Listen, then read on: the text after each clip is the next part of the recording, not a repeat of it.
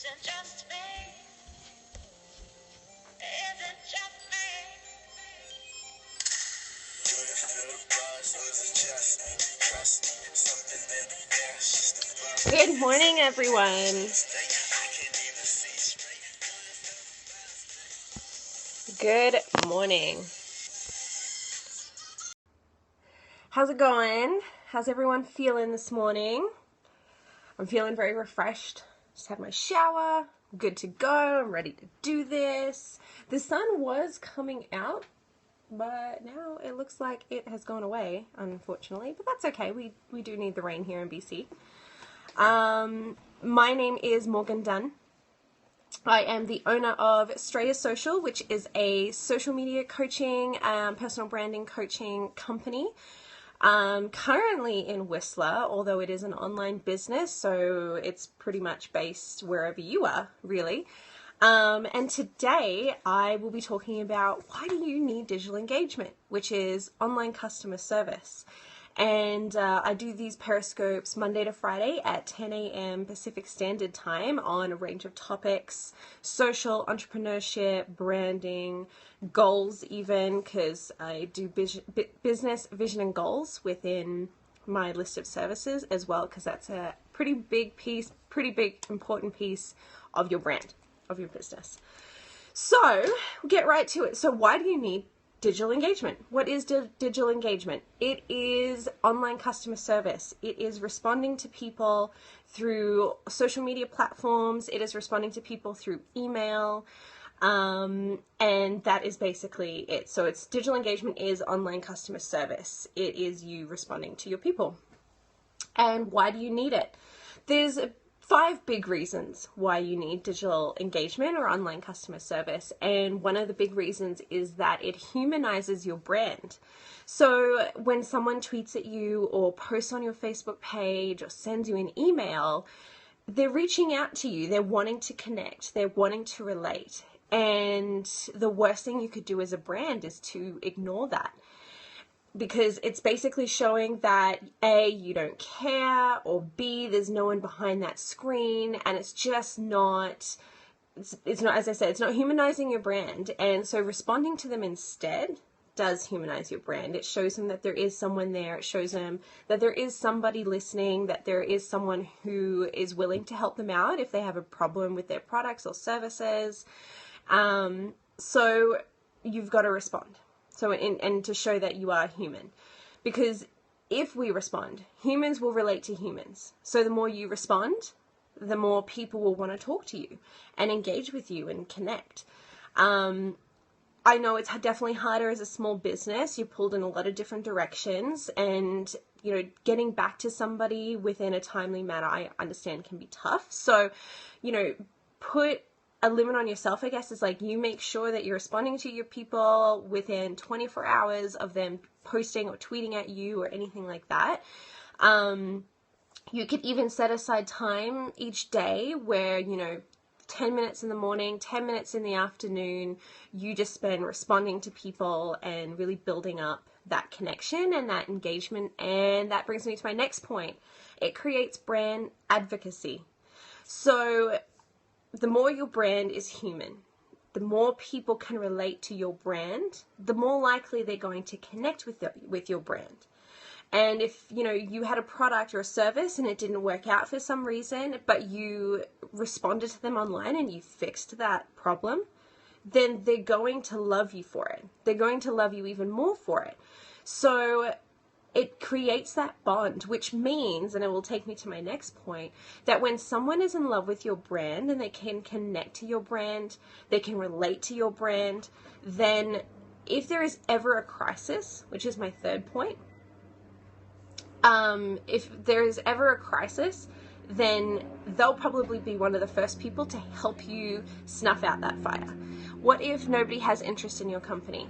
Well, if no one has interest in your company, then no one will be tweeting at you anyway. But, I mean, it completely depends on your brand and on your company.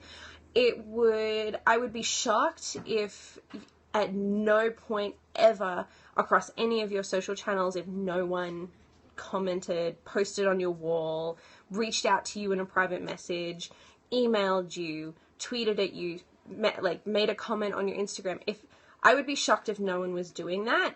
And if no one's doing that, then I think that's a part of a bigger question, bigger issue, is like, well, what are you posting and what are you doing as a brand where people are not responding, and why aren't they responding? And so that would be something that I think you'd need to look at. Of course, you know, as you're just starting out, you're probably not going to have a lot of people respond or, you know, engage with you, because you're still trying to get your brand out there, you're still trying to get your business out there. But I think this is something you definitely need to do when people do start reaching out to you. So as I was saying with crisis management, if there's something that happens, a slip up of some kind, a recall that you have to do on your products or anything like that, and there's an issue, people will go straight to social media and they'll complain about it, or they'll give a bad review, or they'll tell the world through social, even on their own personal platforms, which although you can't do anything about, but typically it's a bit of a snowball effect, and so they will go to you. And depending on the severity of it, they will definitely blast it out across social. And I've worked in companies where we've had to put, in some cases, crisis after crisis after crisis out. And the way we've done that is brand advocacy that we've already built up with people. So we had people that would help us and work with us and basically fight for the brand on behalf of us, because we had already built that relationship through digital engagement and other ways too, but digital engagement was a big part of that. And then also, when there is a crisis, you need to be there. You can't ignore your people. You absolutely, you have to say something. And you can't just be like, oh, this is a crisis, whatever, it'll pass, it'll blow over if I just ignore it. That is the worst thing that you can do, because it'll only add fuel to the fire. You need to ensure that your customers, that you're there, that you're willing to help, that you're willing to solve the issue, and that you're a brand they can trust. Because really, that's what brand advocacy comes down to, is brand trust. And if you're not there, and if you're not willing to help and not willing to solve the problem, how can anyone trust you as a brand? If they can't trust you, they're certainly not going to buy from you. Or use your services in any kind of way, and they're certainly not going to recommend you. Number 4, why do you need digital engagement? Is it actually enhances your brand voice. So what this means is the tone or the personality that you have online, the way that you talk to people, the language that you use, this is your brand voice. So, how does my brand sound? If my brand was a personality, if my brand was a person, what would they sound like? How would they speak? What would they say? How would they connect to people? And if you're responding to people online, you're enhancing this image, you're enhancing this personality, you're giving this personality a voice, and you're letting people know that, this is how our brand speaks to people, and we're fun, we're flirty, we're fun, we're exciting, we're, a little bit cheeky, but we're always friendly. And so that really enhances that, and it lets people know what to expect. There are, there's no surprises there. So one of the companies I worked for was a bit cheeky, but always friendly, but definitely a little bit cheeky. So it meant that whenever we responded to people, there was a little bit of a cheekiness to it. For example, so I used to work for Lululemon. And as part of my job, I was the voice of Lululemon online. And so one person had tweeted to Lululemon being like, I can't believe how expensive your pants are. What is in them, gold or something? And I responded straight away and I said, silver, actually. And basically it was a nod to what she was saying of she's like, oh, is there gold in it? I'm saying, no, there's silver, because within our products, we actually had a silverescent material through it. So that then brings me to my next point, is that by enhancing that brand voice and creating more talk, you also create more action. So from that tweet that I had tweeted, or response that I tweeted to her being like, no, silver actually, she loved it and tweeted it out to her followers, which she had thousands of followers. And so that actually created content for us on the fly, that was retweeted and favorited and pushed out to more people. And so without much effort, us simply doing this digital engagement provided more content for people to see, to engage with, to connect with, to retweet, to repost, to reuse in some kind of way. So the more talking you do, the more action it creates. So, you know, for very little time, you can create a bunch of content really quickly, really easily. And this really works too, where if someone's had an issue, a problem of some kind, and you help them with that problem, then they may even tweet out to their people or post on their Facebook page or wherever, being like, hey, you know, I had this experience with this brand. They were amazing and fantastic. You need to use them. There's content right there that's speaking to your brand. Or they may even, you know, once you've solved their issue, they may retweet the fact that you've solved it and, you know, add more of their comments about how amazing of a brand that you are. So, you know, that's really easy content to get just by talking more and just by engaging. So quickly, just to summarize all of those points. So why does your brand need digital engagement? It humanizes your brand. It makes people know that there is a person behind that screen and that it's someone that they can connect to and has feeling and they can relate to. Number two, it creates brand advocacy. So it creates brand trust. When a person knows that they can communicate and can connect to the person behind the screen, they're more likely to feel a sense of connection to them and more likely to trust and more likely to therefore keep coming back to who they trust. Number three, crisis management. If you've got a problem, if there's a crisis, if something is blown up, you can bet that people are going to go to social media to talk about it and to complain. And so you need to be there and ready to deal with that. And ignoring your customers will be the worst thing you can do, and it will create distrust, which is obviously the opposite of what you want to happen. Number four, it enhances the brand voice. So who are you as a brand? If your brand or business had a personality, how would it sound? How would it speak? What language would it use? And so by knowing this and responding as such, you are enhancing that brand voice so people know what to expect of you. Are you cheeky?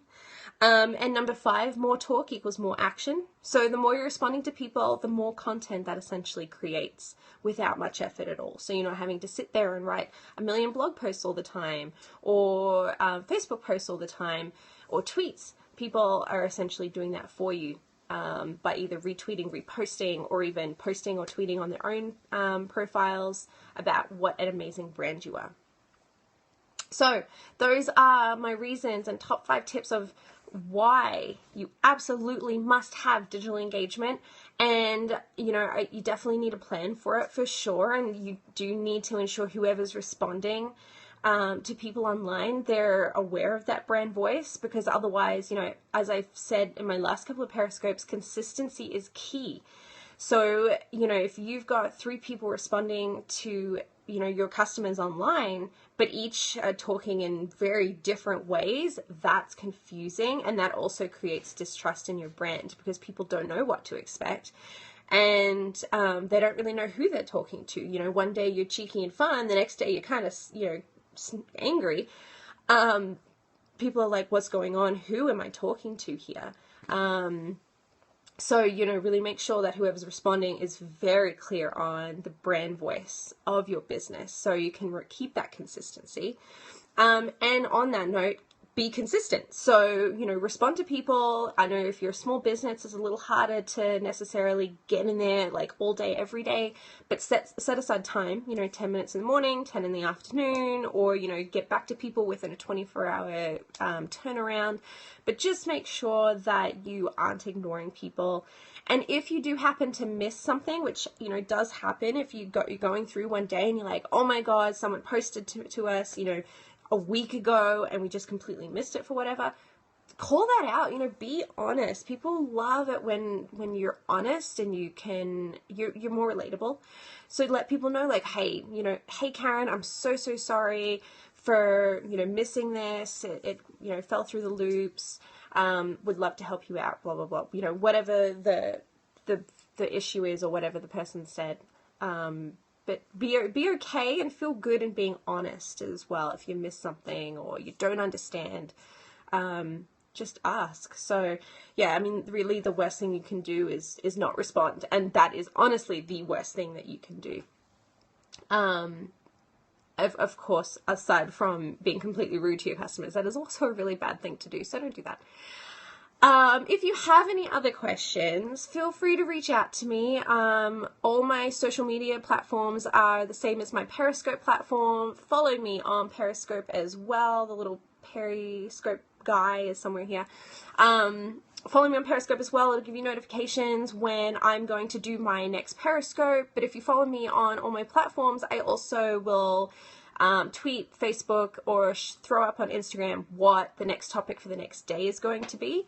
It is always Monday to Friday at 10 a.m. PST. But again, if you have any questions, find me online or head over to my website, www.straya.social.com, and shoot me an email. I would be more than happy to chat to you and answer any questions that you might have. So I hope you guys have a wonderful day, a great day, and thank you so much for joining me. It's been a blast. I will see you tomorrow at 10 a.m.